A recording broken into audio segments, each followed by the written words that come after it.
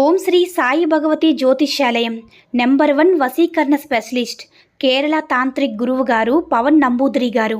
కేరళ నుంచే నేరుగా పరిష్కారం లభించును.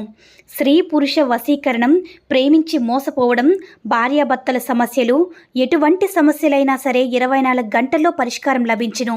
గురువుగారి ఫోన్ నంబర్ 9043637512. ఓం సాయిరామ్. సమర్థ సద్గురు సాయినాథ్ మహారాజ్ కీ జై. సాయిబాబా భక్తులందరూ కూడా నమస్కారం అండి.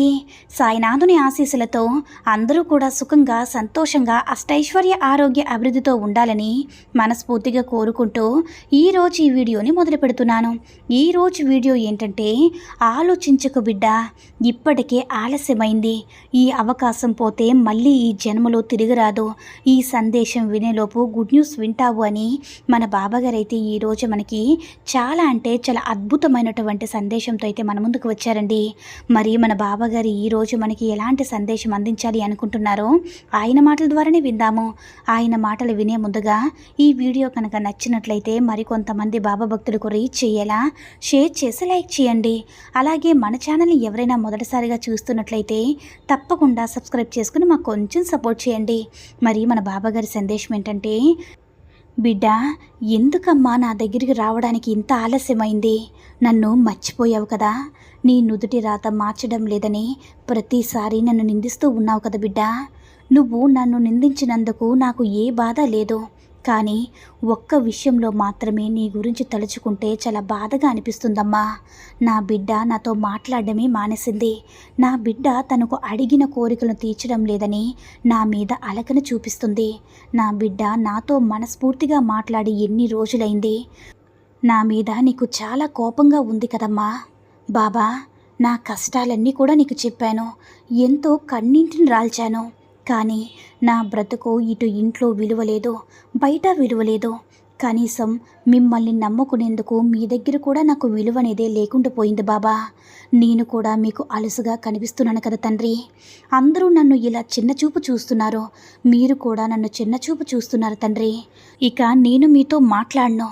నా కష్టాలు తీరినప్పుడే నేను మీతో మాట్లాడతాను. నిజంగా మీరు ఉన్నారని మీరు నిరూపించుకోవాలంటే నా కష్టాలు తీర్చి చూపించండి బాబా, అప్పుడు మాట్లాడతాను. నా దగ్గర నువ్వు కొంచెం కోపంగా మాట్లాడవు బిడ్డ ఇలా. అయితే నువ్వు కోపంగా మాట్లాడేందుకు నాకు ఏమాత్రం కూడా బాధగా లేదు తల్లి. ఎందుకంటే నా బిడ్డ పడుతున్న కష్టాలే తన నోటి వెంట ఇలా కోపంగా మాట్లాడేలా చేశాయి. ఆ కోపం వెనుక ఉన్న ఆవేదన, బాధ, కన్నీరు, ఇలా ప్రతి దాన్ని కూడా నేను అర్థం చేసుకోగలను బిడ్డ. అసలు ఎందుకు అంత మంచితనం నుంచి కోపంగా మారిపోయింది నా బిడ్డ అని నేను తప్పకుండా ఆలోచించగలను. అయితే నీ నుదుటి రాత ఇంతే అని నువ్వు అనుకుంటే సరిపోదు కదా బిడ్డ. ఎందుకంటే ఈ ప్రపంచం మొత్తాన్ని నువ్వు గమనించి ఉన్నట్లయితే సంతోషంగా ఉండే వారిని వేళ్ల మీద నువ్వు లెక్క పెట్టవచ్చు. ఎందుకంటే డబ్బు ఉంటే ఆరోగ్యం ఉండదు, ఆరోగ్యం ఉంటే డబ్బు ఉండదు. సుఖం, సంతోషం ఉంటే అవసరాలకి ఆదుకునేవారు ఎవరు ఉండరు, ఒంటరి వారిగా మిగిలిపోతూ ఉంటారు. ఇలా ప్రతి మనిషికి కూడా డబ్బు గురించి, భర్త గురించి, లేదా ఉద్యోగం గురించి, చదువు గురించి ఇలా రకరకాల ఆలోచనలు అనేవి ఆ మనిషికి మానసికంగా, శారీరకంగా ఇబ్బంది పెడుతూనే ఉంటాయి బిడ్డ. ఇక నువ్వు చాలా సంతోషంగా వాళ్ళు ఉండడం నువ్వు చూసావా? వాళ్ళు నిజంగా అదృష్టవంతులే. ఎందుకంటే కోటిలో అంటే వేల మీద లెక్కలేసుకున్నంతగా కొంతమంది మాత్రమే సంతోషంగా ఉండగలుగుతారు. అసలు ఈ సంతోషం ఏంటి అంటే, ఈ సంతోషం అంటే ఎక్కడి నుంచి వస్తుంది? ఈ సంతోషం అసలు ఎక్కడి నుంచి అన్న మాటకి వస్తే బిడ్డ, నీకు ఒక చిన్న ఉదాహరణ చెప్తాను, జాగ్రత్తగా వింటావా? ఒక ఊరిలో ఒక స్వామీజీ ఉన్నారు. అతను ఆ వేషగృహం ముందు ఒక పెద్ద చెట్టు కింద ఆ ఋషి తపస్సు చేసుకుంటూ ఉంటారు. తపస్సు చేసుకోవడంతో పాటు ఆయన ఏం చేస్తారంటే, ఆ వేశ్య దగ్గరికి ఎంతమంది వస్తున్నారని ఒక్కొక్క మనిషికి ఒక్కొక్క రాయి చొప్పున నెల వచ్చేసరికి ఒక గుట్ట రాళ్ళనైతే పేర్చి పెడతాడు. ఒకరోజు ఆ వేశ్యని పిలుస్తాడు. బయటకు వచ్చి, నువ్వు చేసిన పాపాలు రాళ్ళ కుప్పలా చేశావు, ఎలా పెరిగిపోయిందో చూడు అని అడుగుతాడు. అప్పుడు ఆ వేశ్య చాలా భయపడిపోయింది. నువ్వు కనుక చనిపోతే తప్పకుండా నరకానికే వెళ్తావు, నువ్వు పాపాత్మురాలివని చెప్పి ఆయన అయితే ఎప్పుడు కూడా తిడుతూనే ఉంటాడు. ఇద్దరు కూడా ఒకే రోజు చనిపోతారు. చనిపోయిన తర్వాత ఆ వేశ్యేమో స్వర్గానికి వెళుతుంది. ఈ ముని అయితే స్వామి ఎవరైతే ఉన్నారో ఇతనేమో నరకానికి వెళ్తాడు. నరకానికి వెళ్ళిన తర్వాత యముణ్ణి ప్రశ్నిస్తాడు. ఏమనంటే, స్వామి నేను ఏం తప్పు చేశాను? నేను ఎప్పుడు కూడా పరమేశ్వరుని యొక్క ధ్యానం చేసుకుంటూ ఉంటాను కదా, నేను నరకానికి ఎందుకు వచ్చాను? రోజు పాడు పనులు చేసే వేశ్యేమో స్వర్గానికి వెళ్ళింది. ఇదెక్కడ న్యాయం స్వామిని అడుగుతాడు. అప్పుడు ఆయన చెప్తాడు, వేశ్య తన పను తను పర్ఫెక్ట్గా చేసుకుంటూ వెళ్ళింది. తన పని ఏంటి? తన దగ్గరికి ఎవరైనా వస్తే వారిని సుఖపెట్టి పంపించడం.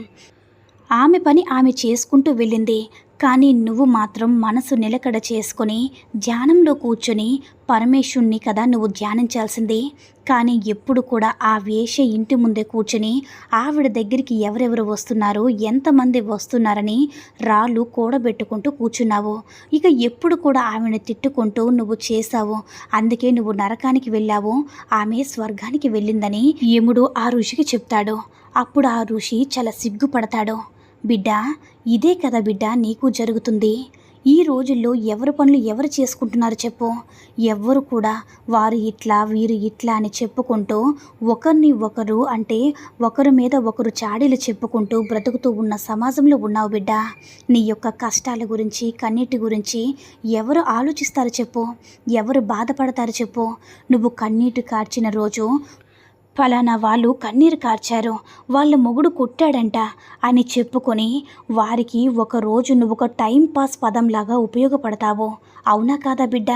ఇక నీ గురించి బాధపడే వాళ్ళు ఎవరు ఉన్నారు చెప్పు తల్లి? ఇక మీ యొక్క తల్లిదండ్రులు, మీ యొక్క బిడ్డలు. అవును కదమ్మా.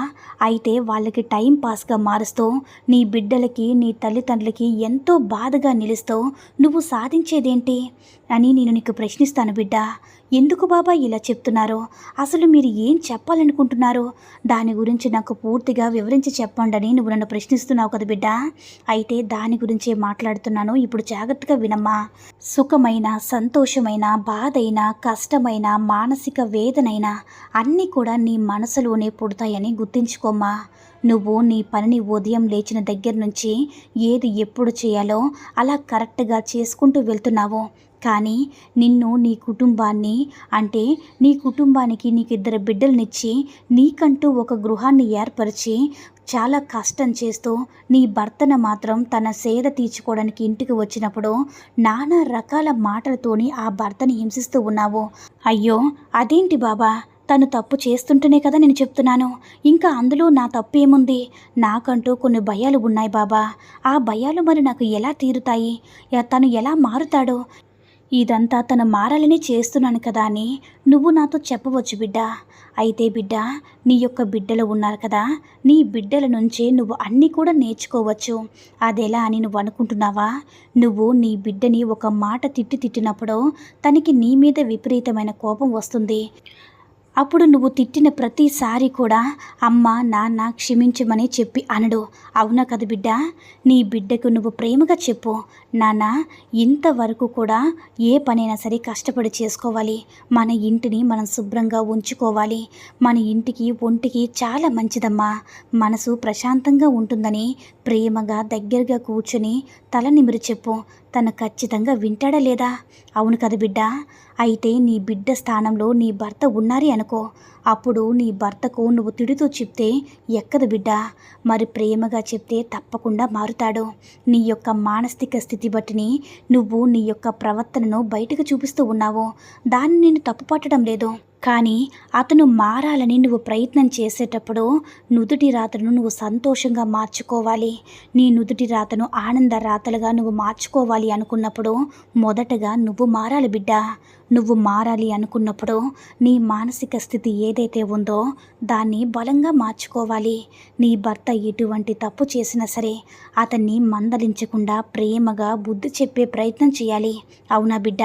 ఇది తెలుసుకున్న ఏ ఆడపిల్ల జీవితమైనా సరే చక్కగా పండుతుంది. అంటే 3 పువ్వులు 6 కాయలుగా వారి జీవితం ఉంది. తన జీవితమే మారిపోతుంది. నీ భర్త నీ ఇంటికి వచ్చినప్పుడు అయ్యో నా భర్తను తిడుతూ ఉంటుంది, కనీసం అన్నం కూడా పెట్టదు, ఎప్పుడు ఏదో ఒకటి వాగుతూనే ఉంటుందనే మైండ్ సెట్లో ఉన్నాడు. అలా కాకుండా నా భర్త నా భార్య నేను ఇంటికి వెళ్ళేసరికి కండువ ఇస్తుంది, నన్ను స్నానం చేయమని నేను వచ్చేసరికి బట్టలు రెడీగా పెడుతుంది, తను నాకు వేడి వేడిగా అన్నాన్ని వడ్డిస్తుంది, నాకు రుచికరమైన వంటలు చేసి పెడుతుంది, ఆరోగ్యాన్ని జాగ్రత్తగా చూసుకుంటుంది, చక్కగా నాకు ఏం కావాలన్నా సేవలు చేస్తుంది అని నీ భర్త మనసులో భావన కలిగేటట్టు నువ్వు చెయ్యాలి బిడ్డ. నువ్వు అలాగే ఇంట్లో కూడా ప్రవర్తించాలి. ఇలా నేను చెప్పిన విషయాలన్నీ కూడా నువ్వు పాటించినట్లయితే నీ నుదుటి రాత అనేది చాలా ఆనందకరంగా మారబోతుందమ్మా, సంతోషకరంగా మారబోతుంది. నీ జీవితంలో ఒక్కొక్కటిగా నెరవేరుతూ వస్తుంది. నువ్వు ఎప్పుడు కూడా సంతోషంగా ఉంటావని మన బాబాగారు అయితే ఈరోజు మనకి చాలా అంటే చాలా అద్భుతమైనటువంటి సందేశాన్ని అయితే అందించారండి. మరి సాయి మహిమల ద్వారా వచ్చిన ఈ సందేశం మీ అందరికీ కూడా నచ్చిందని అనుకుంటున్నాను. ఈ వీడియో కనుక నచ్చినట్లయితే మరికొంతమంది బాబా భక్తులకు రీచ్ చేయాలా షేర్ చేసి లైక్ చేయండి. అలాగే మన ఛానల్ని ఎవరైనా మొదటిసారిగా చూస్తున్నట్లయితే తప్పకుండా సబ్స్క్రైబ్ చేసుకుని మాకు కొంచెం సపోర్ట్ చేయండి. సర్వే జన సుఖినో భవంతు. జై సాయిరామ్.